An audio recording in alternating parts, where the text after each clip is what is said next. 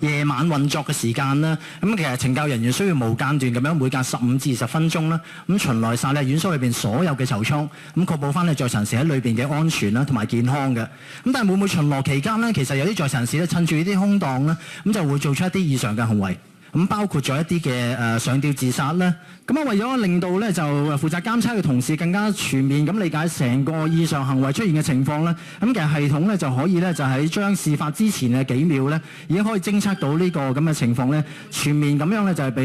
負責監控嘅人員咧就睇到嘅嚇。咁亦都咧就頭先聽到咧就聲音亦都轉變嘅。當我哋咧就除咗有顏色嘅警號之外咧，咁咧就亦都發出一啲警號咧就提示監控嘅人員。咁啊要即時去處理相關嘅情況，就無疑嘅在囚人士咧，咁咧就攀高咗。咁其實佢攀高做啲咩咧？有機會咧，亦係準備咧作出一啲自我傷害行為，譬如跳落嚟啦，或者係上吊自殺啦，又或者咧就係希望咧就攀到去高處，將一啲違禁品做出收藏。咁系統亦都即時咧就幫我哋咧就作出偵測嘅。如果有在囚人士咧，就當暈倒嘅時間，可能屬於一啲危急嘅事件嚟嘅。咁所以救援個時間性係非常之重要。咁我哋希望咧就透過個系統咧加快整個救援嘅時間。